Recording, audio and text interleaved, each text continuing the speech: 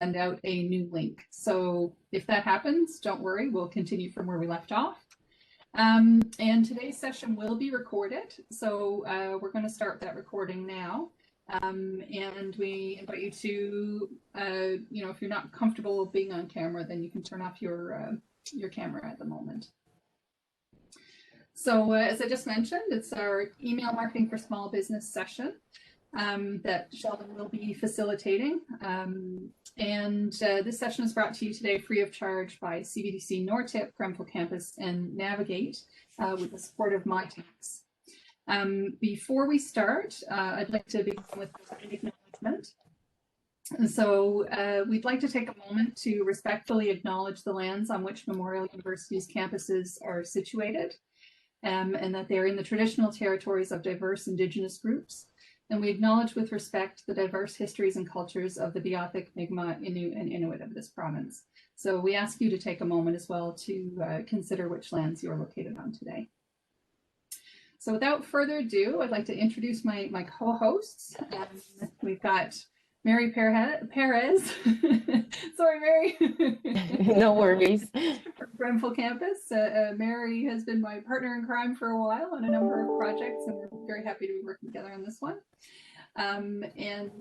We also have Richard May, who is the Executive Director of CBDC Nortip, and we're very pleased with how well this project has been going, and with the reach not just throughout the Great Northern Peninsula but beyond. We've had quite a few people interested in the sessions, and it looks like the interest is there to continue. So it's great to see. For those of you who are sorry, kids and cats seem to be a part of presentations these days. For those of you who are not familiar with Navigate, Navigate is a program to support entrepreneurs in Western Newfoundland. And that includes students, new entrepreneurs, people considering entrepreneurship, and existing entrepreneurs and small businesses.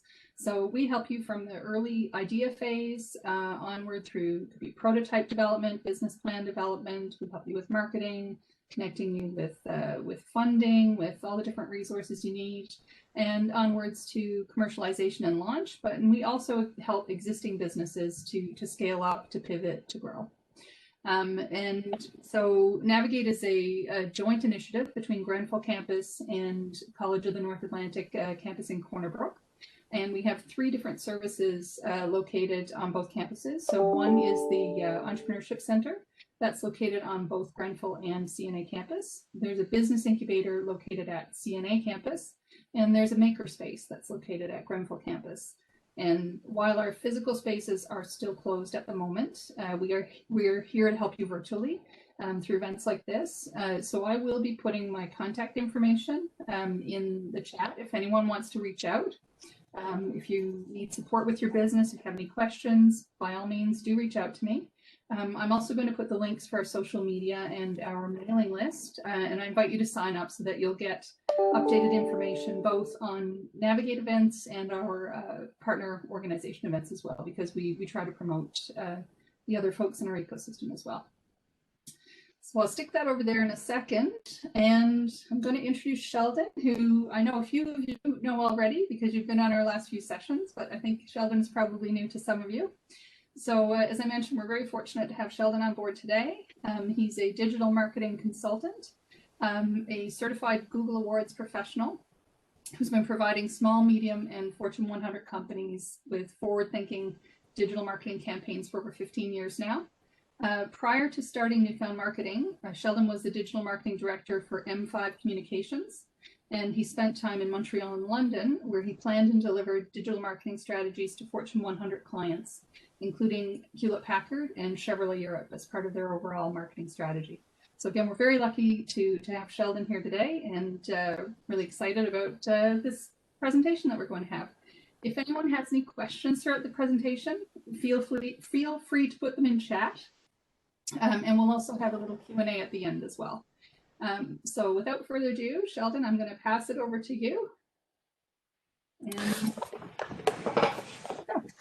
Awesome. Great. Thank you, Alison and Mary and Richard for have made with these events. This is the third one now, so I'm beginning to see some familiar names and faces, through these presentations, which is great. And I guess one thing that's kind of changed a little bit since our last is that we're kind of back to where we were almost a year ago, unfortunately. So, as Allison mentioned, one of the things with that is that the acceleration of doing digital marketing for your business and looking at all the different elements is super important.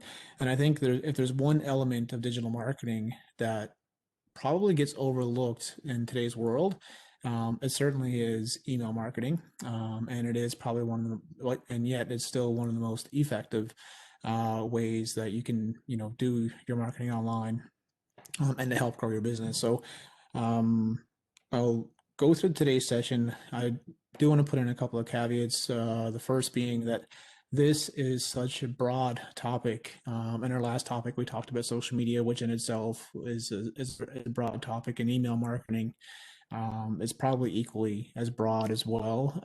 What we'll focus on today really will be more about the getting your first campaign, setting up a newsletter, and then we'll discuss a little bit about transactional emails and promotions and whatnot, and basically getting a program in place, or an engine, as I often like to call it with my teams, getting that engine in place, that email marketing engine, so you can have that regular communications with existing and future clients. So let me turn on presentation mode, and I keep going. So I guess just a little more background on myself. Again, I'm the owner of Newfound Marketing. We're here in St. John's. We've got a staff of about 12 people, and we've got remote employees in Toronto and in London who work with us now. It's one of the benefits of being a remote business, is that we are able to hire people that don't necessarily live here, although we try our best to hire as much talent as we can locally. We help companies with their social media marketing, their inbound marketing, their search engine optimization, which will be our next presentation next Thursday. We help companies with their digital media management. So that's all the Facebook ads, Google ads, YouTube ads that you kind of see floating around the web. And then we also help brands develop brand new websites and get the most either out of their existing website, or to build a new one for a new business. Personally, I've been in this space for 17 years, and it seems like every time I do one of these presentations, they kind of creep up faster and faster, and the more years experience that comes along with it. So, as we kind of jump into it, so what is email marketing? In the simplest form, it's email marketing is just digital marketing that includes sending emails to a target audience, with the real purpose, of the main goal of building and developing a relationship. So that would be, again, with either an existing customer or an existing audience, or a potential customer that, again, will over time turn into an existing and future client and customer as well. And as I mentioned earlier, email is probably one of the most important digital marketing channels that you should be using for your business. Once you've got your website down, and we talked about that in our first session, to sell online, but even if you're not selling it online, you're selling a service, and you've got your website down and everything is working there, email is probably one of the things that you can do that's consistent, that can have a really good return from your business. So I'm not going to run through all these Sheldon, things. I'm just going to interrupt you for a moment there. Do you think your screen is being shared? Because it's just not. Oh, yeah, sorry. Sorry about that one. Wait, just have to hit the share bottom screen on the bottom of the WebEx window there. I think this is. There we go. Okay. Yeah. So there's two there. You should be seeing, I guess, like just the main slide. Yeah, that's right. Slides and stats and facts. Okay. Perfect. Great. Thanks, Stephen. Yeah. So just a couple of quick stats that's there. I think one of the ones that kind of pop out for me is the fact that 89% of marketers agree that email is a primary lead generation channel, and I think that's in addition to that, it's not only a lead generation channel, but it's probably the place where you can take those leads and create, lifetime value for potential customers as well. So one customer that's in your email database or in your email list, the return that they can bring back to you over time can be tremendous. Right. So it's very important. that you kind of get this engine up and running. Experian also states that basically, for every dollar that you spend on email marketing, you're typically looking at about a $44.25 return, which, if I could spend $1 and make 44, I'm probably going to continue to invest that kind of money. And I think it's one of those things that you can do on your own time. So it's a really good place to continue. In our last session, we talked about social and the value of social and how important it is. But email actually converts a lot more than social. Social is definitely a part of what your overall strategy should be. But if you had to pick between the two, I would probably make sure that you've got your email engine up and running first, and then continue to work on social. Because as you can see here, that emails typically convert 3 times more than social.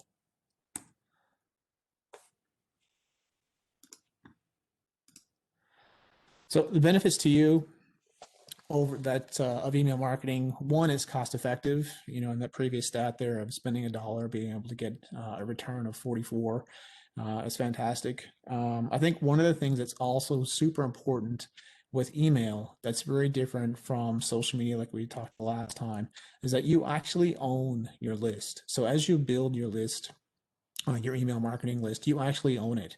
I'm not sure if anyone's been following the news over the last week to 10 days with regards to Facebook, but in Australia, Facebook actually blocked all of the news outlets pages. So, as an example here, the CBC, the NTV, VOCM, all the news outlets that are in Australia, and even news outlets that are not in Australia, if you were in Australia on Facebook, those pages would have no post, and you couldn't see any content that was on it, because at the end of the day, from a social media perspective, no matter how much of a following that you build, you don't own it. You're only renting it.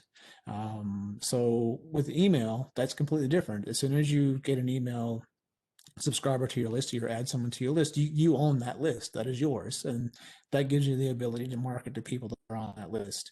The other opportunities there is that it also increases your brand awareness.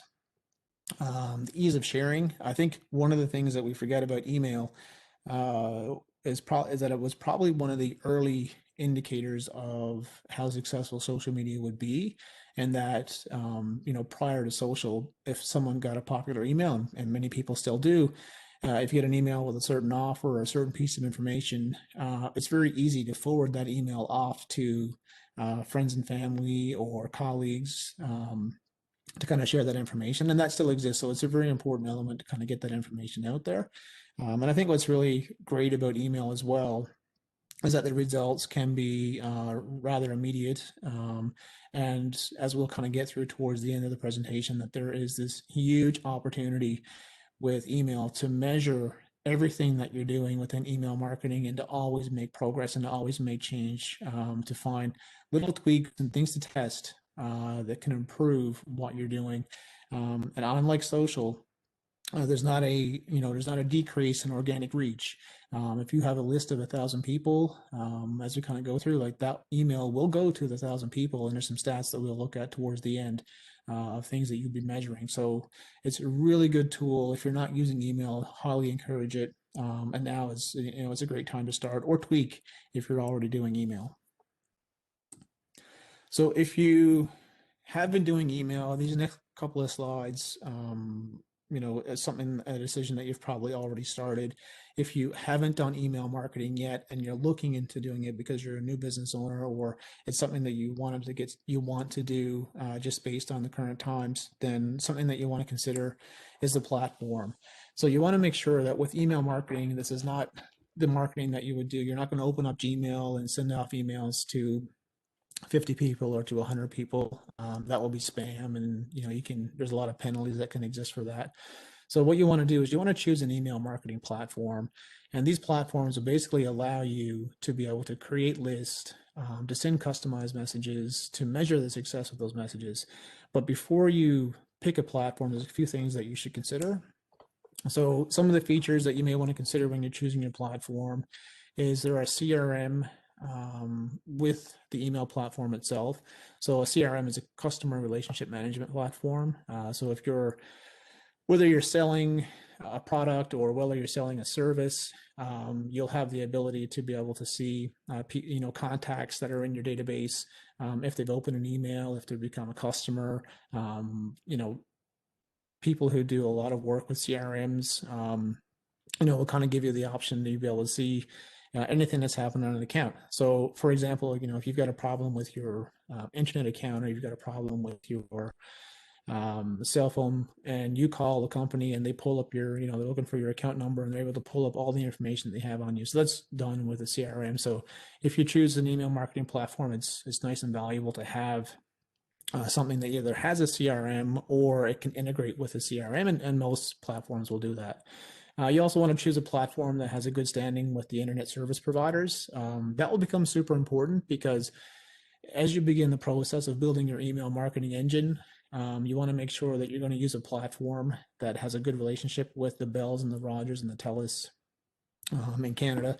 And so therefore, when you do send an email, that those emails are going to get to people's inboxes, and it's not going to go to the spam, or it's not going to be delivered at all. You also want programs that have a good reputation as an email service provider as well. So there's a list that's going to come up in a second, and all these options will have good reputations. Depending on how far and what you want to do with your email, you also want to consider the automation. One thing that's great with email marketing is that once you get the engine up and running, there are lots of options and things that you can change. And one of those options is to create some automations. And as I'm sure, like if you've purchased products, or if you've signed up for the newsletter, or you've signed up for an ebook, you'll notice that you'll get an email right away. And that's just a part of the automation process. Another thing to consider as well is the easy use of templates. I think what's happened now is that most of the email service providers, they want to make sure that the tools that they're offering are very easy to use. So many come with their own templates to make it very easy. Another thing as well, which is, it's really hard not to find a provider that doesn't have this, is also the option to have the compliance for email regulations. I'll get into in a minute in terms of, all the things that you need to consider about regulations, so you don't get in trouble with the law, and because some of the fines can be quite hefty. So most of the providers that are out there today, like they comply with email regulations to make life easier for you. Also, what's important is going to be the analytics. And so you want to make sure that, when you have an email, you're sending an email and you get that engine up and running, that you want to be able to measure the success of your campaigns. So what does that success look like? And, what kind of analytics are involved with the platform that you're going to choose? And then as we kind of get towards the end, the testing capabilities as well. So once you kind of get the fundamentals and the foundation down of an email marketing program, when you're ready to take that to the next level, you want to begin testing things. So it's not to go too far towards the end of the presentation, but you want to make the decision: do you send your email on a Monday morning, or a Wednesday afternoon, or a Friday at 5 p.m.? Those are all decisions and testing that could be done, and you want to make sure that you have an option to be able to do that with your email service provider. So that's an option that you'll want to look at. And lastly, pricing. Depending on the size of your business and how many people you intend to have on your list, pricing is going to be super important. Most providers do provide a free option. Some may go with 500 subscribers, some could be 1,000, others could be 2,000. And then once you kind of get beyond that free plan, at that point around plus 2,000 subscribers, then you begin to have to pay, and sometimes, depending on the provider, those prices can jump up quite quickly, depending on the number of people that you're adding to your list. So here's kind of a breakdown of some of the key kind of email service providers that exist. Some of these names may look familiar for most of you, some may not. The program that we typically use quite often for our clients, and the one that we spend a lot of our time and energy with, is Mailchimp. So some of the examples that we'll go through today will be examples that come from Mailchimp. But all the other programs, they all have their own pros and cons. So I just wanted to leave this here because this is a presentation that you guys will have a copy of, so you'll be able to go and compare exactly some of the different options that you have when you're choosing your email service provider. One thing that we do like about Mailchimp is that it does give you up to 2,000 subscribers for free. So if you've got a list of 2,000 people, that's a pretty good list of people to be able to get your email marketing engine up and running. And then once you move into the next level, I think you can move up to 50,000 subscribers, and that would bring you into about $10 a month in that range. Has lots of options. So I want to take a minute to talk about compliance. One thing with email marketing is that, as I'm pretty sure most of you get tons of spam, or you may not see it, but you are getting spammed every single day. I know my inbox sometimes gets filled with it. And you don't want to be a spammer. So compliance is super important. So a couple of things that you want to think about is CAN-SPAM. So CAN-SPAM was created in, basically it was passed in 2003. And it was just there to kind of help, globally, just some things that can happen with regards to email as things increase, and the ease of creating more email spam became easier, and we see the scams that also come along with email quite often as well. So there's a lot of restrictions and penalties that can be there, and you don't want to fall into that list by any means. So some of the things that you want to consider is that again, the point number 2 there, the installation of computer programs, those are things like malware. So sometimes if you download a certain app, or you download a certain program, or if you click on an email and you've been spammed, and then basically it'll put a piece of software on your computer, and that's something that you don't want to be a part of, or you don't want to do. Again, collecting personal information and getting information illegally is also something that you don't want to do there. One thing that kind of happens quite a bit here is that people will often go and sell email list. So you might get a call or an email of, I've got a list of 2,000 people who are looking to travel to Newfoundland and Labrador, for example. You can email them all and you can purchase a list. Typically, it's very rare that you'll want to buy a list. One of the best practices or suggestions that I would recommend is to try to grow your list organically as well. Again, because it's yours, and the liabilities that go with it is also yours as well. A couple of rules here that can kind of keep you friendly.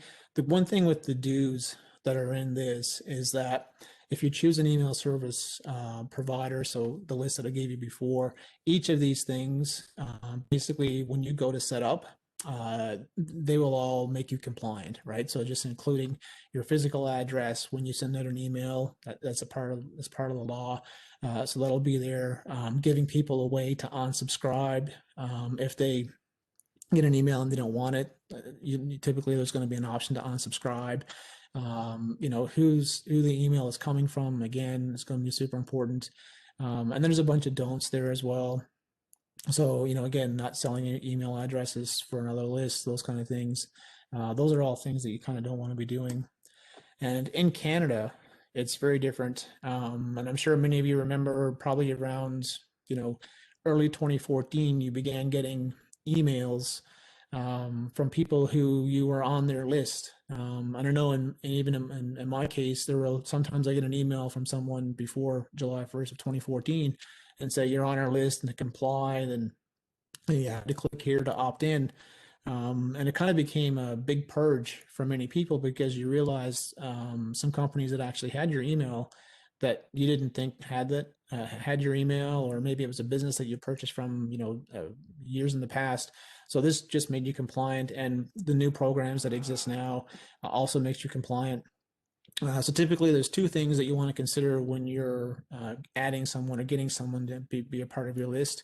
There's implied express consent. So this is a little infographic that I pulled directly from the CRTC, because this is not anything where you want to make sure you have everything here. So again, the fact that you'll have this presentation, you can read through what the implied consent is and what the express consent is.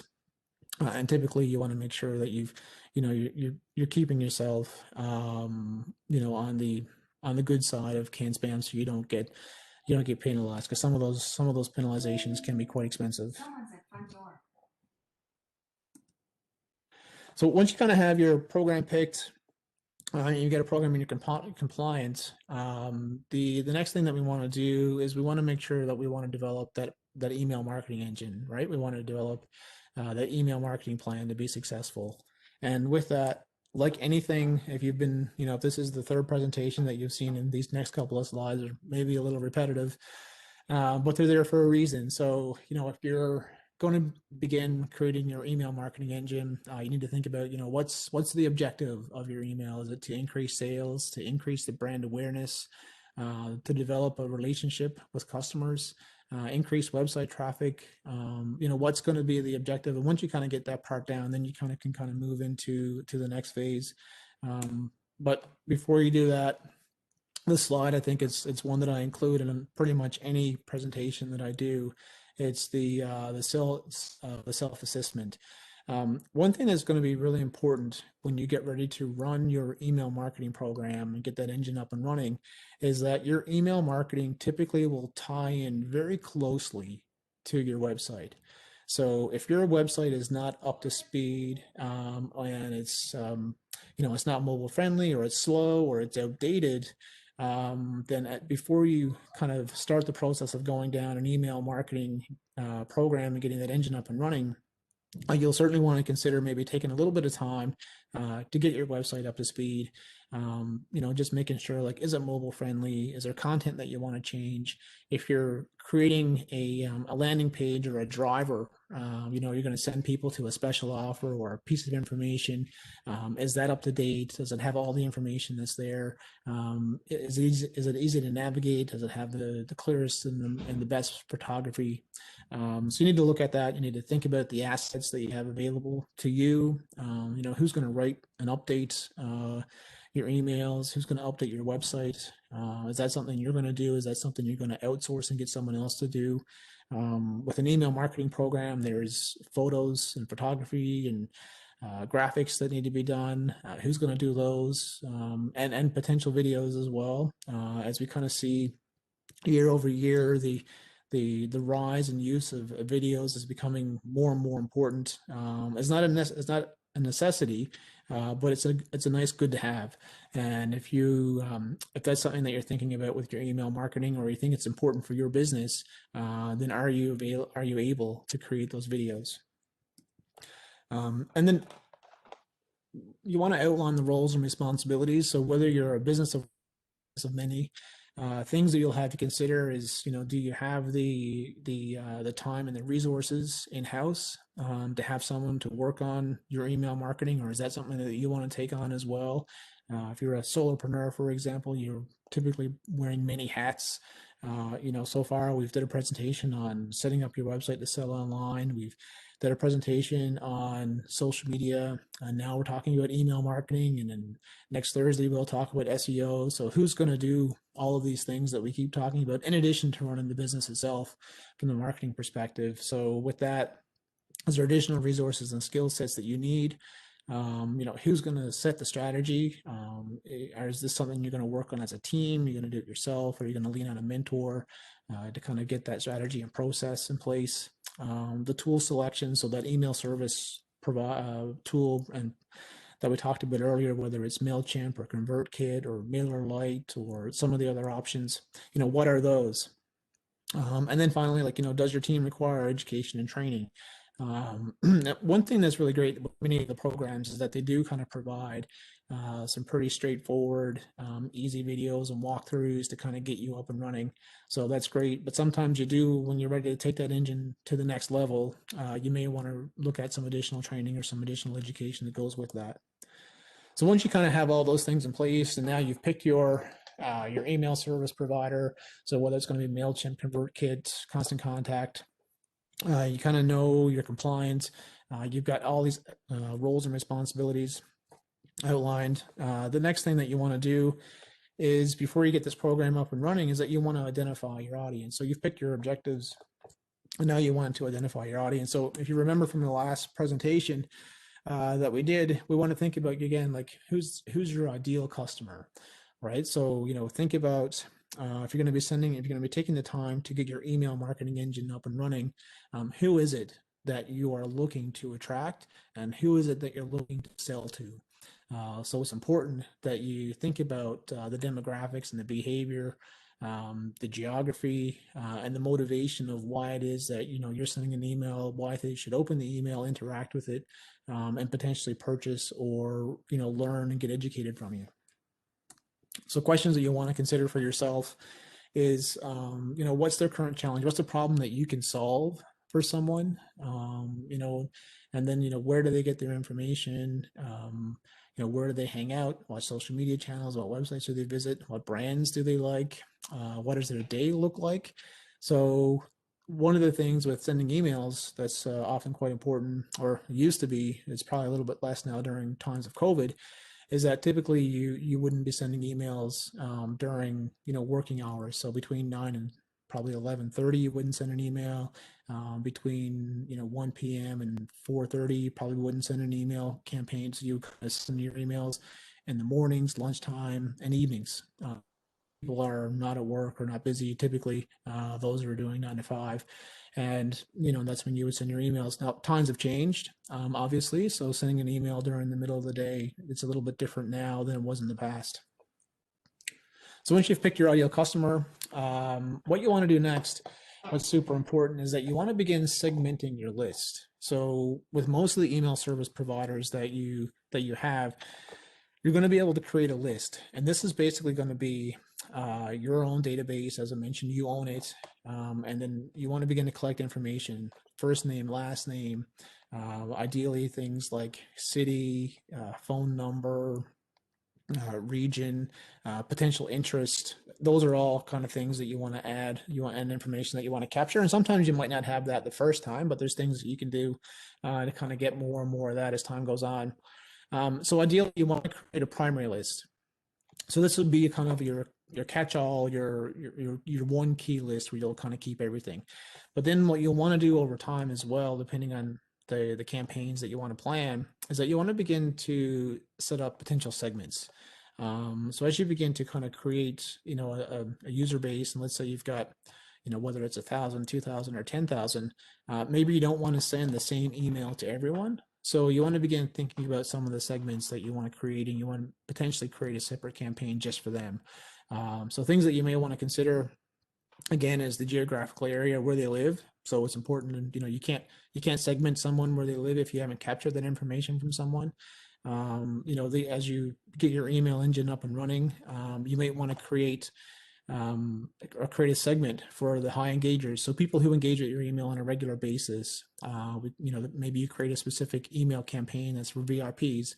And then on the opposite side, there's also the low engagers. So people who are on your list, but they never really open your emails. And if they do, they don't click on anything that's in there. So perhaps down the road, you want to create a strategy for them in terms of what's something you can do to get them to become a high engager or a VIP. And then you've got if you're an online store and you're selling products, then you might want to create a list for frequent buyers, because with the people who are frequent buyers, maybe that's an email that you're going to be sending out twice a week, because these people buy frequently. If I email them twice a week, then they will buy more often. Whereas in other cases, you may have a segmented list of people who don't buy that often. So sending out more is not going to encourage them to purchase more. And then another list that you may want to have is the one-time customer. And then, what are strategies or things that you can do to create that one-time customer and becoming that frequent buyer. And then you may also want to segment, by gender as well, potentially by age could be another option. And you want to do that because if you're an online retailer, as an example, for whether it's the Gap or Old Navy, as an example, then perhaps you want to be able to send an email that's only going out to males, and then you also want to maybe send an email that's going out to females. So having that segmented list would be important to do that. And then once you have your list, one thing that's going to become super important is that over time, as you build that engine, there will be people who will come into your list that you will no longer, they've never opened anything, they've never done anything at all. And if that's the case, then over time, one of the things that you want to do is that you want to go through your list, and you probably want to remove those people from your list, and just have them removed. And then also over time, again, these are just some of the segments that we're suggesting. but there may be other segments that you want to have as well. So as you create your list and you maintain it, you may find other segments that potential segments that exist, and you want to create some of those. So if you are starting out for the first time and you don't have a list, well, here's a couple of things that you can do to kind of begin to grow your list. So one thing that you want to do way create a sign up form. I think it's hard most days right now to go to a website and not have an option somewhere on that site to sign up either for a newsletter or to receive discounts and promotions. So one of the checklists, going back to that self-assessment piece, is to ensure that you put the sign-up forms on your website. And the sign-up form will typically have a number of things depending on what you want to collect. So it could be name, email address, phone number, city, province, state, country, for example, to be able to kind of separate again to build those future segments. And the next one would be social media platforms. So Facebook, for example, Instagram, Twitter, they all have options where you can go and you can have people submit forms from there or link from your social media platforms to your website to get people to sign up. So that's one way to kind of add people to your list. So people would just naturally come to your website. You'll have an option to collect those email addresses and names. To take it to a different level, if you're a service business, for example, then you may want to think about creating lead magnets. So lead magnets are typically, giveaways or guides, cheat sheets, how-tos, infographics are all things. And there's an example of one that we have in ours, for example. So we have an ebook that people can, they can download the ebook. It's free. We only require their first name, last name, email address, and they'll get a copy of the ebook. So, that's a potential of something that you could do for your business.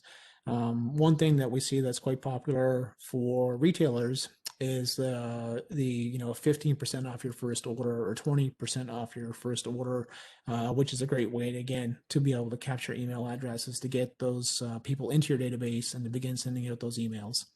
Another option as well, which is maybe not as popular as it once was, but it still works, are email pop-ups.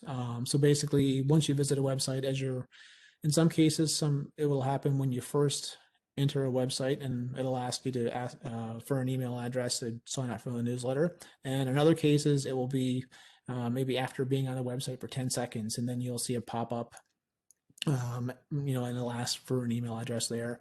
If you're looking for a quick way to add people to your list, is to run a giveaway and to run contests. So this is not the Facebook contest where it's the like and shares, for example. What you're actually doing here is that you're actually asking for people, in order to enter, they need to give the information that you want to collect. So first name, last name, phone number, city, province, state, and if you've got an option there for interest, then you can ask people for interest as well. And that's one way to get people to opt in. And again, they could become potential future customers at that point in time.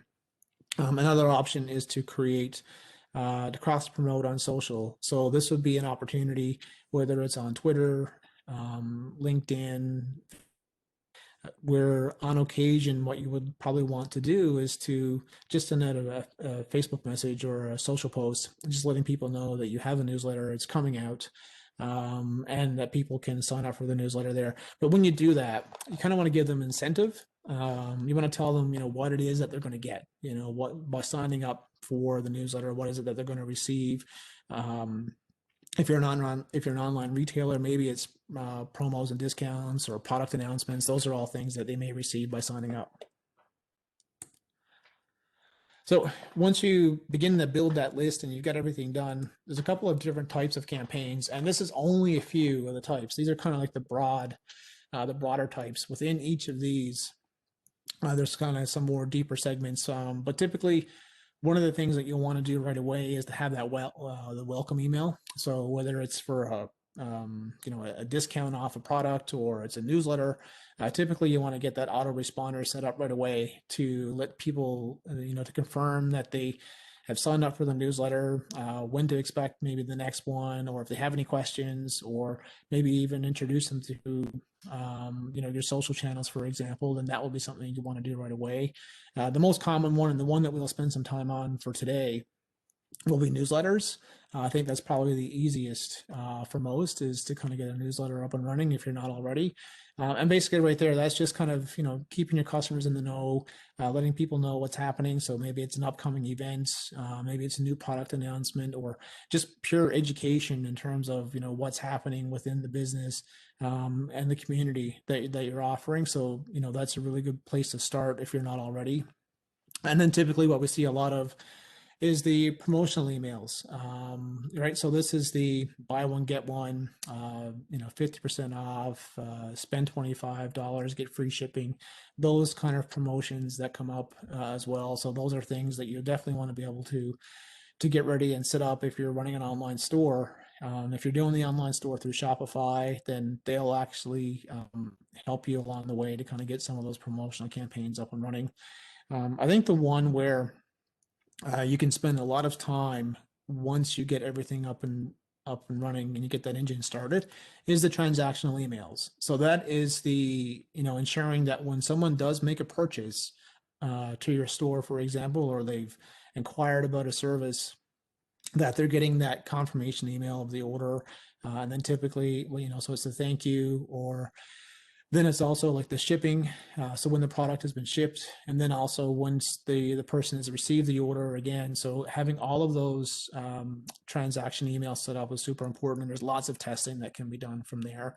One of those is probably what's called the abandoned cart email. So this is where a lot of people who spend a lot of time on email will spend a lot of time in this section for the abandoned cart emails. And that's basically people who go to an online store and they will put items in the cart and they don't complete their purchase. And basically there's a whole strategy that can come along with doing abandoned cart emails and turning that what we call the abandoned cart into a purchase itself. So there's a strategy that can kind of come along with that. And then there's the educational emails as well. So just kind of keeping people providing knowledge and education about your products and services. We see this a lot in the tourism industry, for example, of, just kind of creating a lot of knowledge and education about the area itself, kind of creating that attention from there. So doing, the educational emails are super important.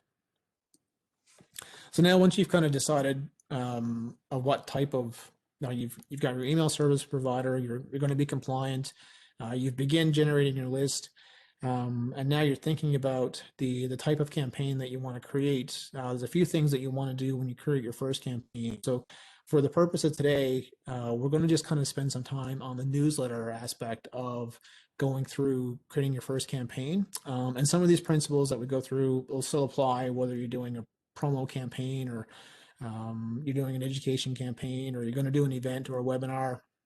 A lot of these things still apply, but for today, I just wanted to go through just the newsletter aspect. So once you've got your email service provider, one of the things that's really great about all the providers today is that most will actually have templates and options. So you don't have to go and reinvent the wheel. You'll have a lot of options that you can kind of go and you can pick and tailor and make it your own, and you just work from a template. What's great about the templates is that these companies have hundreds of thousands of customers. So they're using the data that they have to pick templates that work for other, that's been working for other people. So basically they're doing a lot of research and a lot of work for you. So there's no reason to go and kind of reinvent the wheel here. You can just kind of pick some of these templates. So these are just kind of some of the flat wire, some of the templates that exist. And this is from Mailchimp. Other platforms all have their own, but they will all pretty much have a very similar look and feel. So as you're picking your content or you're thinking about what you want to do in terms of how you're going to send out your emails, you think about the templates that that are available here, and then how can you turn that and how can you make that into your own. So here's just a couple of some inspiration. And again, one thing that's great about this is that these are all templates.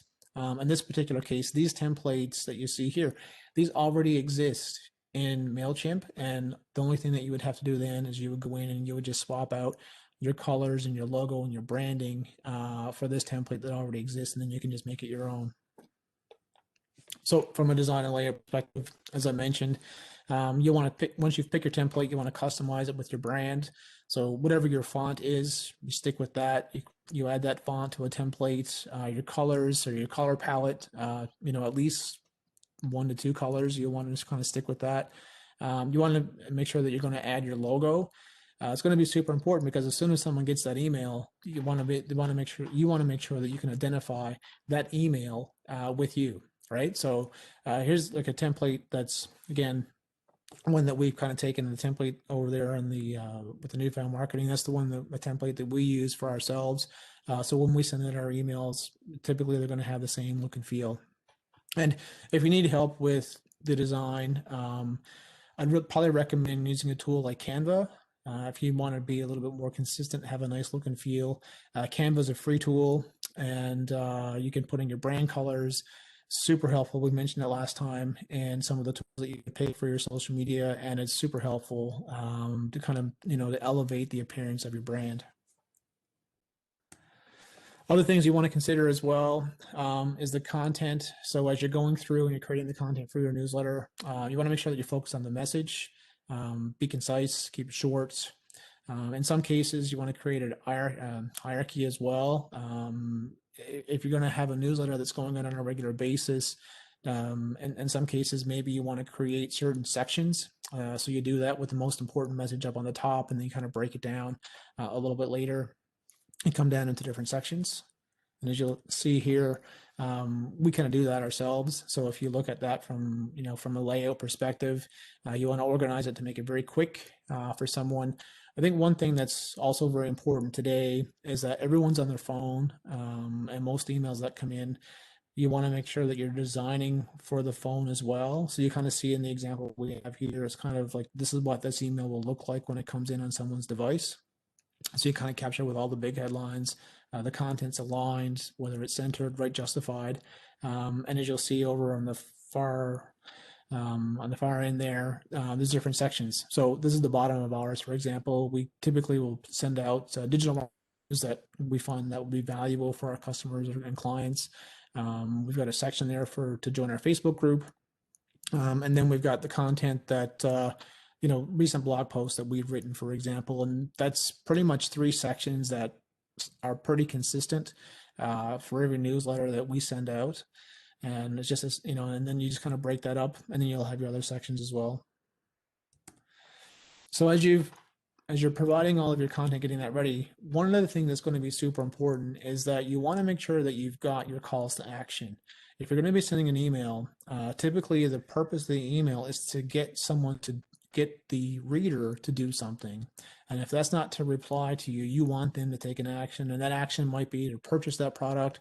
That action would be to perhaps sign up for a webinar, or to watch a video, or to visit an article on your website. Either way, whatever that action is, you want to make sure that you're being very clear in terms you want to make it very easy for them, so you can kind of test different things, test different colors. Again, we'll get into the testing a little bit later, and kind of guide the reader in terms of what their expectation is and what you want them to do. And then once you've got your content down, the next thing that you want to look at is your subject lines. So this is just an example of the subject line that we use for one of our campaigns, for example. It's very important that you kind of keep it short. One good thing with Mailchimp is that they will actually you'll see, in this graphic over here, they kind of provide you a guide. So you get, if you keep the subject line short, you keep the preview text within a certain limit, it kind of tells you exactly whether or not you're going to be executing all those best practices. Again, so it's very straightforward in terms of some of the things that you can do. Things you want to look at as well is to avoid all caps. When you're doing that, those could be an indicator that your email will kind of go into the spam box. So that's something that you don't want to do. So once you've got all those things done and you've decided who you're going to send it to, then you send it away. And I think once it's sent, This is really now, once you have all this work done, this is one of the great things with regards to email that is probably a little different than many of the other channels, because as soon as you begin to send that email, typically you'll begin to get results right away. Within the first 20 to 30 minutes, you'll begin to see results. And so some of the things that you'll want to look for when you're measuring success, and each of the providers will give you this information. The first will be deliverability rate. So basically, that's the first obstacle to email is, when it's being sent, is it actually getting to someone's inbox, right? So that's the deliverability rate. And then the other thing you want to begin to look at, things you'll continue to test over time, will be the open rate. So you've sent your email, and then as you begin to look at numbers, so if you send it to 1,000 people, you want to see who's opening the email. And one of the great things with the programs today that's very different than social is that when you send your emails, you can actually see each individual person who's opened it and who hasn't opened it. And then you've got your click-through rate as well. So this will be the number of people who are, if you've got those call to actions and you're sending people to a product to purchase, or a blog post, or a video, or an event to register, you'll kind of get the click-through rate on that as well. And then another thing that you'll probably see in your stats will also be bounce rate. So bounce rate is the number of times that when you send an email and it doesn't get to the inbox. And it'll come back typically in two forms. One is a hard bounce and one is a soft bounce. The hard bounce, basically, cases there will be that the email address no longer exists. So sometimes what happens there is that maybe it's an employee of a certain company who signed up for the list, and the employee no longer works there, and the email the address has been deleted. So that's a hard bounce, and that email address no longer exists.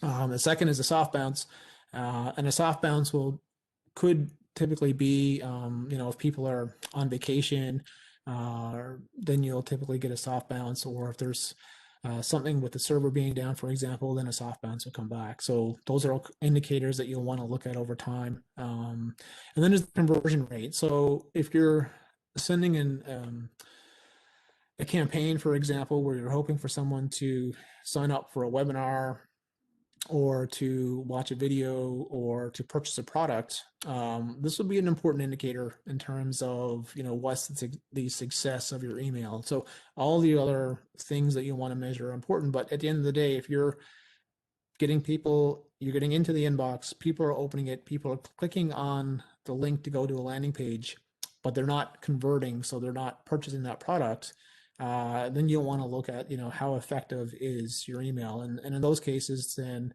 that's a situation where you may have to look at the landing page, or you may have to make other changes as well. And that's, in a nutshell, that is kind of a lot of the basics and fundamentals that you'll want to put in place for your email marketing program. But to get the most from your email marketing program, once you get started, the next thing that you'll want to do is that you're always going to want to be testing. And that's one of the things that we really like about doing email marketing, probably over many of the other tactics that involve doing digital, is that you can always test, and you can always make improvements and look for change. So some of the things that you could potentially test when you're doing email marketing, the first will be that subject line, right? So again, you can run what's called an A/B test, and you can send half your list will get subject line A, half your list will get subject line B, and then once all the emails have been delivered and you wait maybe for a 24 to 48 hour period, there will be a winner. So one of those email subject lines will be better than the other. So that's one test that you can have, and that's an endless test that you can have. Typically, what we'd recommend is that if you're testing, is to pick one thing to test at a time, and maybe do it over a couple of weeks, and then begin to work on that. The next thing that you can test as well is the message and the content. Right. So a couple of examples that we have here is, we've got just different placements and different examples of different wording, but also different colors and images that could be used. So what does that content look like? The layout, for example, are different tests that you can have. The call to actions, and the call to actions, you can just a couple of options there when you're doing your testing. One would be, it could be the color itself of the buttons or the actions that you want to take, or the other could be the actual wording that you want to take. So again, when you're doing those tests, you want to pick a selection of your audience, and depending on the size of your list. So if you've got 1,000 people, you might need a bit more time and data. Where if you got a list that has 200,000 people, you can kind of get some of that data a lot faster when you're doing your A/B test. Other things you want to think about is the day of the week. Again, does your emails perform better if you send them on a Monday or a Friday or a Wednesday or a Saturday? Things that you'll want to test. If you always send your email on the same day of the week all the time, you don't know if if there's room there for improvement. And then the same goes for time of day. All right, you're going to send them in the morning, afternoon, evening, late night, for example. And then another option is to do personalization. And typically, if you have the ability, adding the option to personalize an email, to add in someone's name, and potential location or an item as well with personalization, versus something that's non-personalized, then you can test that as well. And then again, when we go back to the example of the measuring success and conversion rate, is that if you look at the landing page, so where are you sending someone? So if you're sending someone to a product page, you can do a test. So you can send the same email and send half your list to one landing page, and send the other half of the list to another landing page that looks exactly the same, and you might change maybe one or two variants, and that would be maybe the call to action, maybe it's the offer. Those are all things that you can change. And then as you grow your list, there's also the different audiences. So we talked about the segmentation. So I think right now, for example, with a lot of local restaurants that probably have to turn to curbside pickup, typically an example that you'd want to do there is that you'd want to segment your list, and you want to target that audience that would be someone who's going to be local. Right? There's very little success for curbside pickup for someone who's not in the province, or maybe they're 4 or 5 hours away. So segmenting your list and targeting that audience and different audiences, different options as well. Those are things that you want to consider. The from line, something else that's always good to think about as well. Because what you can do there is, maybe you can send it from the company, or maybe it's coming from, an ambassador within the company. So it's coming from a person versus the company name. Options that you can always test. And then there's the mobile layout as well, and the images. So I think email today, most of it's probably being consumed on a mobile device. So it's super important that you think about the layout and what that real estate looks like, and the message that you want to get across, and doing those things. Again, and always be testing. So there's a lot of work that goes into doing a lot of the testing. There's probably enough test just in this list of bullets right here that would take you maybe a couple of years to kind of go through all those things. And it's something that's, it's never ending. You'll always want to test and make improvements. So that's it for me. I've done a lot of talking. I kind of go through it. It's a lot of information to consume. And again, this is only one element of email. There's opportunities here to go deeper, even into each of the testing. We can go a lot deeper. But I did want to take the day to kind of go through just some of the fundamentals to kind of get anyone who's thinking about doing an email marketing program, just some of the things to consider to get you started.